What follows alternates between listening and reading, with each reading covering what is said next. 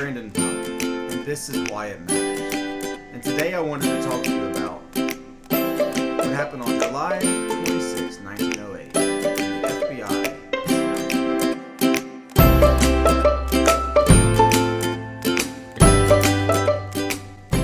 Now, originally, the FBI was not called the FBI. It was called the Office of the Chief Examiner. But it went through several name changes. And every time it changed names, it grew in scope and power and responsibility. So it just kind of kept getting bigger with every name change. Initially, there were some people in Congress who didn't want to pass the legislation necessary to create an office like FBI because they were worried that the power that the FBI would possess would be too easy to abuse. And they were right. I mean, J. Edgar Hoover joined the FBI within 9 years of his founding.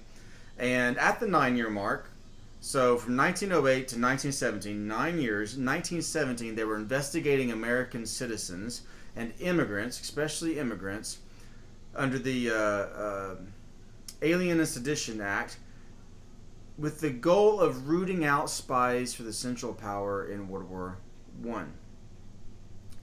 So they were spying on American citizens. And they did a lot of things. They've done a lot of things in their 111 years of existence. And J. Edgar Hoover was at the heart of a lot of it. They spied and operated against the KKK, but also the Civil Rights Movement. And he had files on JFK, MLK. He had files on all kinds of people, senators. He blackmailed people. He investigated people for being communists. Even though they had committed no crime. So it was just kind of a whole lot of abuse of power in there. And even in my lifetime with the Patriot Act, the FBI has used illegal wiretapping to really listen into American citizens. We've seen politicized FBI investigations and canceled investigations of politicians, both Republicans and Democrats. And we've seen FBI using documents in secret courts to bring charges against American citizens without their ability to have a public trial and to defend themselves. And so there has been a lot of abuse of power throughout the years. But why does it matter that the FBI was founded? Well, it matters because of what it teaches us about power. It's interesting to me that politicians were the ones that were afraid of the abuse of power of the FBI. Politicians are people of power. So at that time, men who had power were afraid of giving power to others because it would be abused. Why? Because men of power understood the nature of power. They understood that power grows and it naturally gets abused. They were afraid because they knew the temptation so well. They had power. And maybe they had abused power themselves. I don't know. But they knew that the nature of power is to grow and be abused. Now, things like the FBI come about because common people, and in this case, common citizens, small local police forces, and even some poor rural states needed help. They didn't have the resources or the knowledge to investigate certain crimes. They didn't have the ability to really look across state lines and to be able to compare fingerprints and do a lot of the things that we would need to do to track criminals, or at least that we think that we need to do to track criminals. And did the FBI help this? Yeah, I mean, of course they did. The FBI has caught some truly guilty people over the years. Governments are always given power because people need their help. People feel like they don't get help in a local environment, and we always need help. And so when you don't feel like you're getting help from a local environment, you would turn to something above it. We always try to appeal to a higher source. If I'm not getting help from the people that I know, if I'm not getting help from the local city council, then I'll go try to address it at the county, and then try to address it at the governor, try to address it nationally. I mean, we always try to go above whoever it is that we feel is an obstacle to us getting the help that we think that we need. And we do the same thing with government. When we don't get the help from a local environment, we ask the government to help, and by asking it to help, we have to give it greater power so it can help. In some degree, it's natural. There's a natural limitation of the power of local areas. And in other areas, it's because people have chosen not to help us. And whenever we fail to help other people, they're not going to just stop needing help. They're going to look for help somewhere else.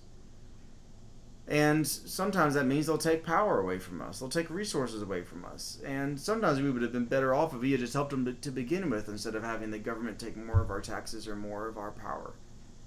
And sometimes there are problems that are of such a complex nature that they can only be solved by a large, complex system. Here's the nature of power.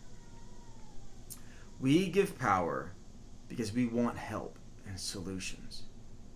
Yet every human organization solves some problems while at the same time creating additional unintended problems as a result of their power.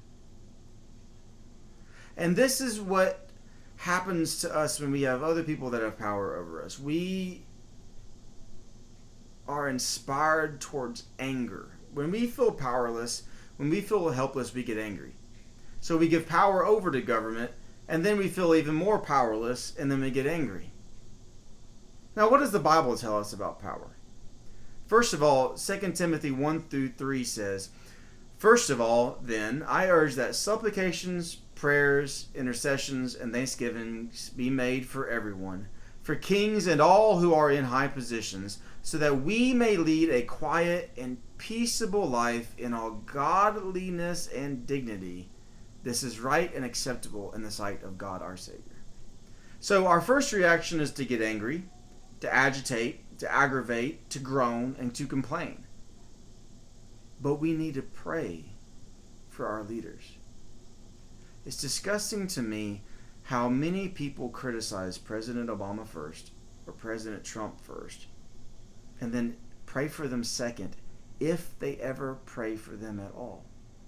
There's a lot of Christians who will publicly criticize the president, whether it be Trump or Obama or whoever's president in office, but they don't ever publicly pray for God's blessing and wisdom and guidance and conviction on these politicians.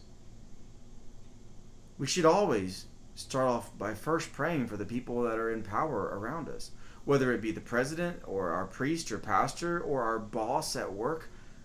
Pray for them. The second thing that the Bible tells us about power is that we should not badmouth our leaders. Every time, as a Protestant pastor, when I used to be a Protestant pastor, everybody always cringed whenever I said this. They thought it was so un-American, and in some ways it is un-American. Ecclesiastes 10:20 says, "Do not curse the king, even in your thoughts, or curse the rich, even in your bedrooms.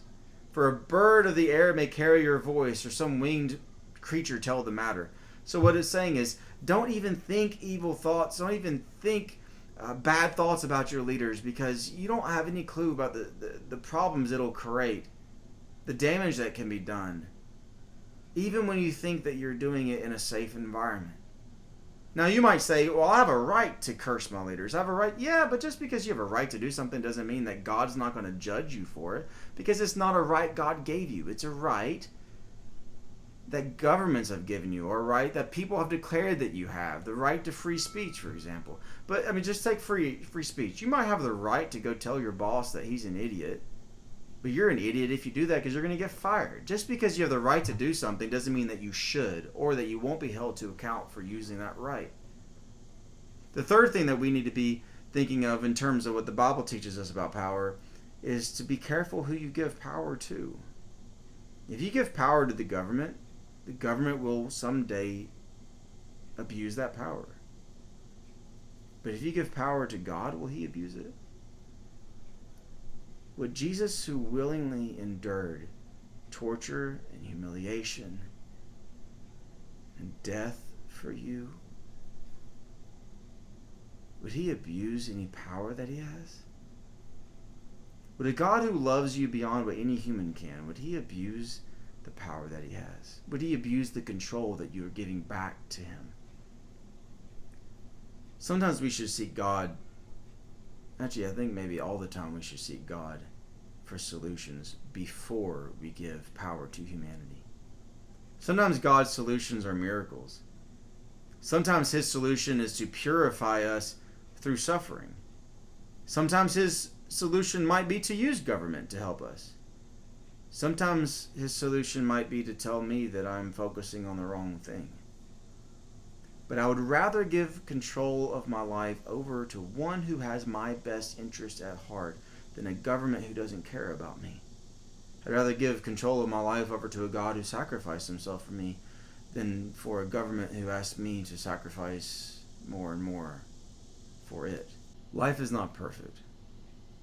Only God is. And so before we begin to look to humanity or government for solutions, we should seek God. 111 years ago, the FBI was created.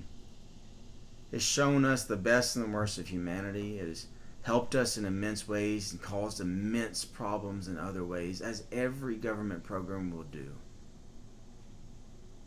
But what it teaches us about power, that is something that really does matter. I'm Brandon Powell.